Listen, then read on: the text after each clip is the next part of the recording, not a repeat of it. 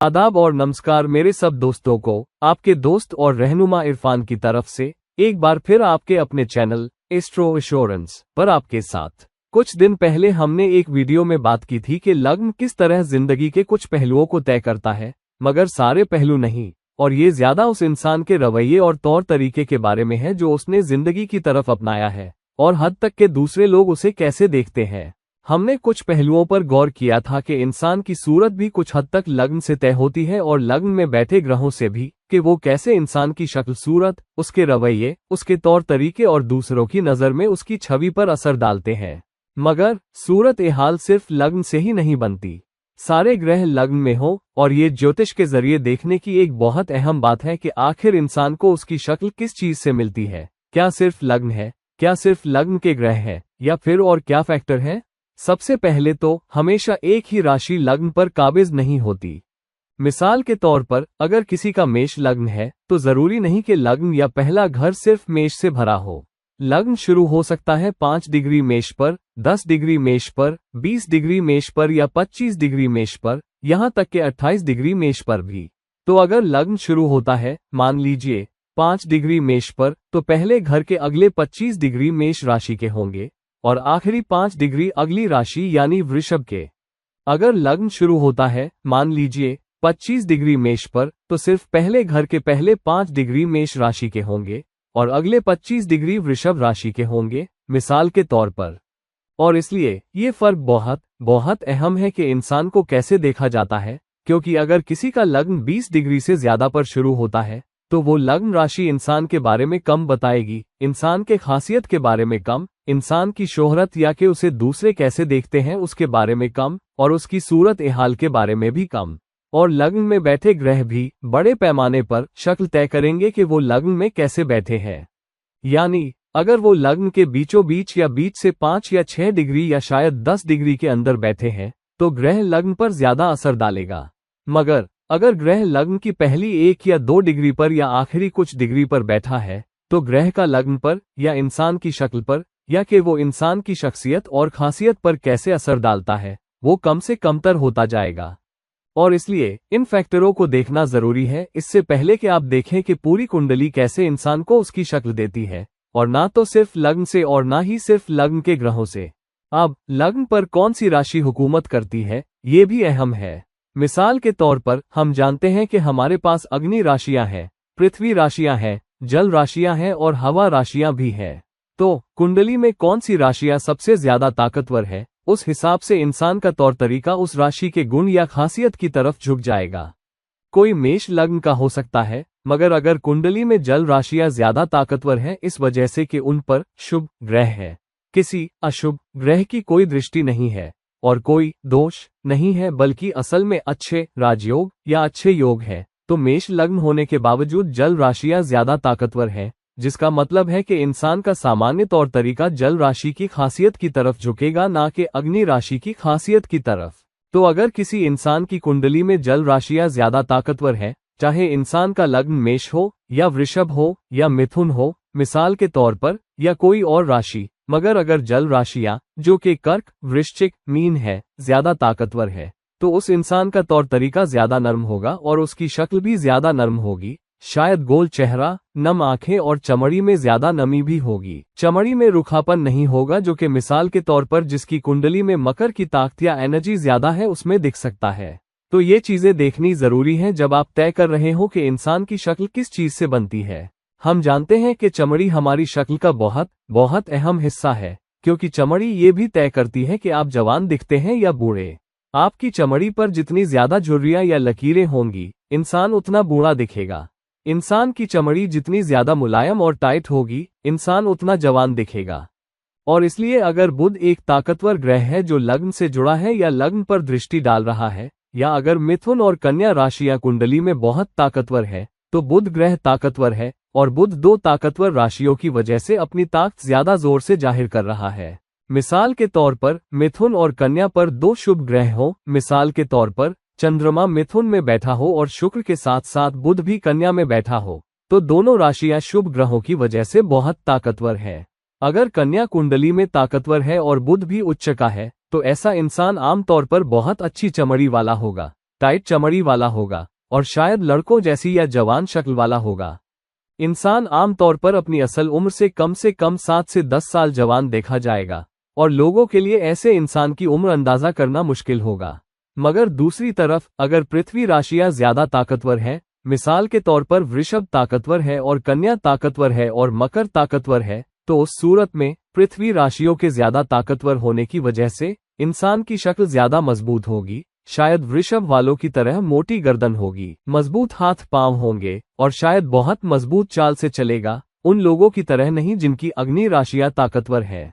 अगर अग्नि राशियां ताकतवर है तो इंसान जमीन पर ज्यादा सरकता हुआ चलेगा, ना कि ठोस कदम उठाएगा या जोरदार कदम उठाएगा।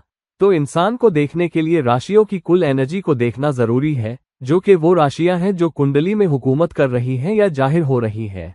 लग्न एक हिस्सा अदा करेगा, एक ताकतवर हिस्सा अदा करेगा, मगर अगर लग्न राशि ताकतवर है और उसी किस्म की बाकी 2 राशियां ताकतवर नहीं है, मिसाल के तौर पर अगर मेष लग्न है और मेष ताकतवर है, मगर अगर सिंह जो कि दूसरी अग्नि राशि है और धनु जो कि अगली अग्नि राशि है बहुत ताकतवर नहीं है, मगर दूसरी तरफ अगर हवा राशियां जो कि मिथुन तुला कुंभ है ज्यादा ताकतवर है, तो इंसान मेष राशि को लग्न में रखने के बावजूद ज्यादा हवा राशि वाली शक्ल रखेगा, ना कि अग्नि राशि वाली शक्ल। तो हवा राशि वाली शक्ल कैसी होती है, मुझे अग्नि राशि वाली शक्ल से अलग करने दीजिए। एक अग्नि राशि वाला इंसान की आंखें ज्यादा आग वाली हो सकती है, आंखें तेज होंगी, तेज तौर तरीका होगा, ऐसा भी लगेगा कि इंसान हमेशा ताड़ना या विश्लेषण कर रहा है, भेदने वाली आंखें, भेदने वाली नजर होगी। जबकि हवा राशि वाला इंसान की आंखें भेदने वाली, आग वाली नहीं होंगी, बल्कि ज्यादा नर्म आंखें होंगी, ना तो बहुत नम आंखें होंगी, ना ही बहुत रूखी आंखें होंगी। ऐसे इंसान की नजर में जिज्ञासा होगी या देखने या यहाँ तक के सोचने समझने का भाव होगा, क्योंकि इंसान लोगों को देखकर और समझने की कोशिश कर रहा होता है।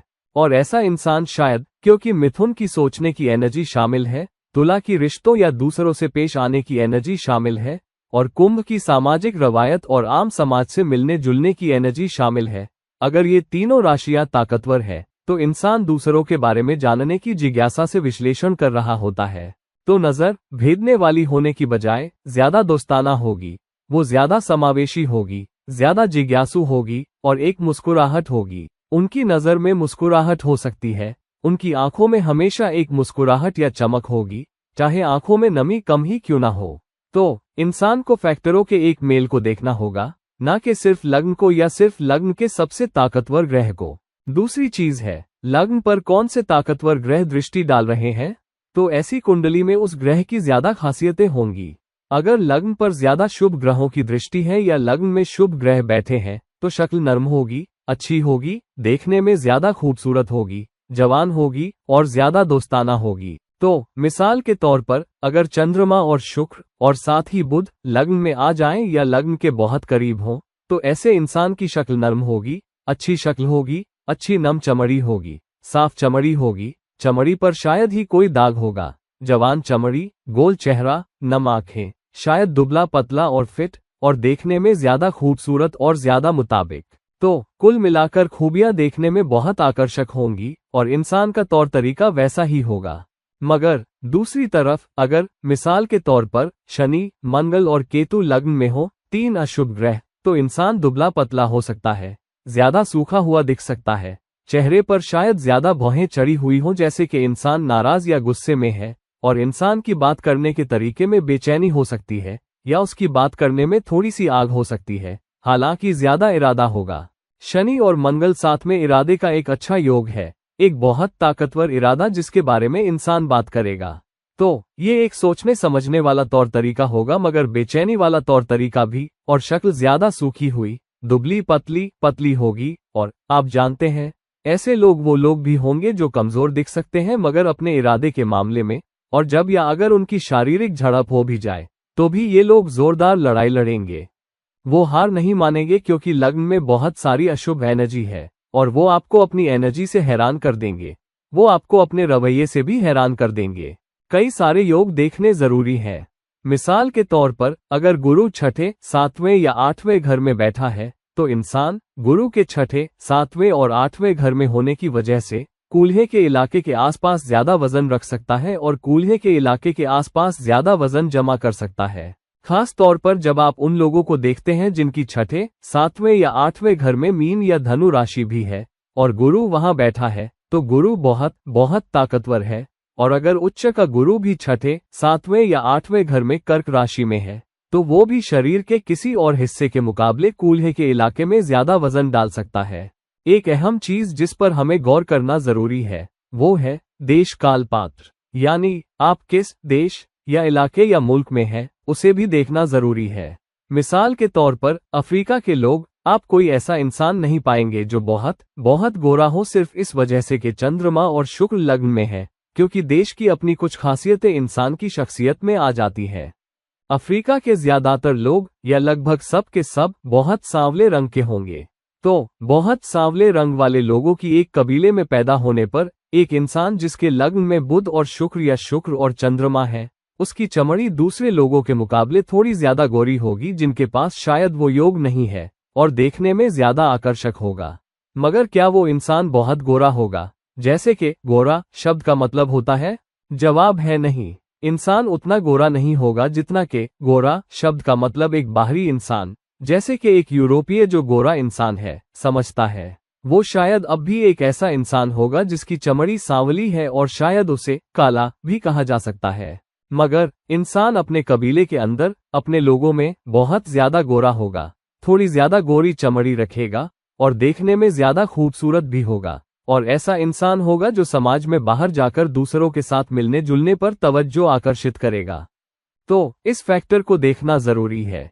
एक इंसान जिसके लग्न में बुध और शुक्र है मगर जो अफ्रीकी मूल का है, उसकी अच्छी चमड़ी हो सकती है, दाग धब्बों से साफ चमड़ी हो सकती है, मगर फिर भी दुनिया के दूसरे कबीलों या इलाकों के लोगों के मुकाबले सांवली चमड़ी रख सकता है। तो इसे जरूर देखना चाहिए। अगर शनि लग्न में है या शनि 12वें पहले घर या दूसरे के आसपास है, तो इंसान दुबला पतला हो सकता है, लंबा तन हो सकता है और वजन इतना जमा नहीं करेगा। इंसान का शक्ल भी बड़े पैमाने पर इस बात से तय होगी कि कुंडली के निचले हिस्से में कितनी एनर्जी बैठी है, बिल्कुल जिस इलाके में वो रहता है उसके हिसाब से। मिसाल के तौर पर उपमहाद्वीप में जहां लोगों की लंबाई कम होती है, औरतें आमतौर पर 5 फुट से 5 फुट 4 इंच तक होती हैं। ये आमतौर पर नियम है। तो ऐसी औरतें उपमहाद्वीप के इलाके में आमतौर पर, खास तौर पर शादी के बाद जब वो थोड़ा वजन बढ़ा लेती हैं, तो शायद आड़ू जैसी शक्ल पेश कर सकती हैं, जैसा कि आमतौर पर बताया जाता है। तो वहां वो अपने ऊपरी धड़ के मुकाबले कूल्हे के इलाके और नीचे ज्यादा वजन बढ़ाती हुई दिख सकती हैं, मिसाल के तौर पर। तो इस फैक्टर को भी देखना जरूरी है जब आप देख रहे हो कि कुंडली कैसे इंसान को उसकी शक्ल और सूरत देती है, ना कि सिर्फ कुंडली को अकेले देखा जाए। देश, कबीला जिसमें इंसान पैदा हुआ है, उसे भी देखना जरूरी है और उस हिस्से को कुंडली के हिस्से के तौर पर लेना जरूरी है। किसी के लिए जिसका लग्न में बहुत ताकतवर सूर्य है या लग्न पर दृष्टि है, मिसाल के तौर पर, या बहुत ताकतवर अग्नि राशियां भी हैं, मिसाल के तौर पर सिंह, धनु और मेष की अग्नि राशियां ताकतवर हैं और साथ ही लग्न में सूर्य है, तो इंसान के बहुत पतले बाल हो सकते हैं और दूसरों के मुकाबले जल्दी बाल गिराना शुरू कर सकता है और दूसरों के मुकाबले जल्दी गंजा होना शुरू कर सकता है। और जब तक इंसान मध्य उम्र तक पहुंचता है तब तक शायद बहुत सारे बाल गिरा चुका होगा और शायद सेहत के बाल संबंधी मसले ज्यादा होंगे, मिसाल के तौर पर। मगर अगर पृथ्वी राशियां ताकतवर हैं, वृषभ, कन्या और मकर ताकतवर हैं, खास तौर पर कन्या लग्न के साथ और सूर्य वहां मौजूद है, तो इंसान को शायद अब भी बालों के मामले में उतनी बड़ी मुश्किल का सामना नहीं करना पड़ेगा जितना कि दूसरों को जिनमें ज्यादा अग्नि राशि वाली एनर्जी ताकतवर है। तो ये फैक्टर जरूर देखने होंगे जब आप कुंडली देख रहे हो और ये इंसान को उसकी शक्ल देते हैं। तो पहला फैक्टर है लग्न। लग्न कितने डिग्री का है? क्या लग्न राशि कुंडली के ज्यादातर हिस्से पर काबिज है? मिसाल के तौर पर अगर लग्न राशि 15 डिग्री के बाद शुरू होती है, तो लग्न राशि, चाहे जो भी राशि हो, कुंडली के ज्यादातर हिस्से पर काबिज नहीं होती, बल्कि अगली राशि कुंडली के ज्यादातर हिस्से पर काबिज होती है। तो फिर शक्ल दोनों का एक मेल होगी। तो मिसाल के तौर पर 15 डिग्री मेष, फिर मेष 15 डिग्री 15 से 30 डिग्री तक है और बाकी 15 डिग्री लग्न के वृषभ की है, तो इंसान मेष और वृषभ राशियों के बीच मिली जुली शक्ल दिखाएगा। और कुंडली में सबसे ताकतवर राशियां कौन सी है वो शक्ल तय करेगी। और दूसरा हिस्सा है लग्न में खुद कौन से ग्रह हैं और वो कितने ताकतवर तरीके से बैठे हैं? क्या वो लग्न के बीच यानी पहले घर में बैठे हैं, या वो घर की शुरुआत में या पहले घर के आखिर में बैठे हैं? और तीसरा, कितने ग्रह लग्न पर दृष्टि डाल रहे हैं, और क्या लग्न पर ज्यादा शुभ ग्रहों की दृष्टि है या ज्यादा अशुभ ग्रहों की दृष्टि है? और आखिरी, लग्न में कितने दोस्ताना ग्रह बैठे हैं या नीच या अस्त ग्रह लग्न में बैठे हैं? इन फैक्टरों को भी देखना जरूरी है। और कुल मिलाकर ये सारे फैक्टर एक साथ मिलकर इंसान को उसकी कुल शक्ल और शख्सियत देंगे। तो दोस्तों, अब जबकि हमने बात कर ली है कि कौन से फैक्टर इंसान की शक्ल तय करते हैं, और ना तो सिर्फ लग्न और ना ही सिर्फ लग्न के ग्रह, तो मेहरबानी करके अपनी खुद की कुंडलियों में देखिए और ताड़ना कीजिए। आपको आपकी शक्ल कहाँ से मिल रही है? कौन सी राशियां ताकतवर है? कौन से ग्रह ताकतवर हैं? कौन से ग्रह दृष्टि डाल रहे हैं या कुल मिलाकर खूबियों को प्रभावित कर रहे हैं? कौन से कुल मिलाकर योग आपको आपकी कुल मिलाकर शख्सियत दे रहे हैं? अगर आप अपनी जिंदगी के किसी खास हिस्से को, अपनी शक्ल के किसी खास हिस्से को ताकतवर बनाना चाहते हैं, मिसाल के तौर पर अगर आपको बेहतर चमड़ी चाहिए, तो जाहिर है आपको अपनी कुंडली में बुध को ताकतवर बनाना होगा। बुध वाली शख्सियत के गुण अपनी जिंदगी शैली में अपनाकर या जोड़कर। अगर आप ज्यादा नर्म शक्ल, अपनी चमड़ी में ज्यादा नमी चाहते हैं, तो आपको जल राशियों को खास तौर पर चंद्रमा को ताकतवर बनाना होगा। आपको अपनी कुंडली में उसे ताकतवर बनाना होगा।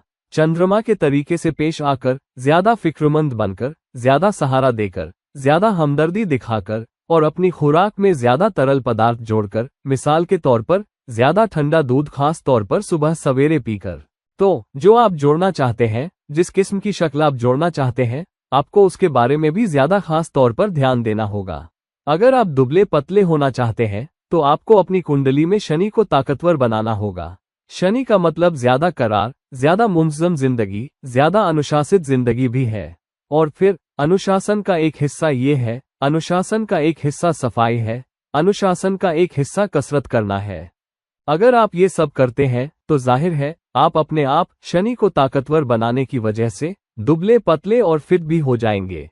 तो दोस्तों, ये है मेरी ताड़ना के इंसान को उसकी शक्ल कैसे मिलती है, विभिन्न फैक्टरों और फैक्टरों के एक मेल से, ना कि सिर्फ एक या दो चीजों से। मेहरबानी करके मेरा वीडियो लाइक कीजिए, मेरा वीडियो शेयर कीजिए, और अगर आप मेरे पास से निजी सलाह मशविरा चाहते हैं, तो मेहरबानी करके नीचे दिए गए लिंक पर मुझ तक पहुंचिए। जब तक हम किसी और वक्त किसी और वीडियो के साथ मिलते हैं, ये है आपका दोस्त और रहनुमा इरफान, विदा कहता है। नमस्कार।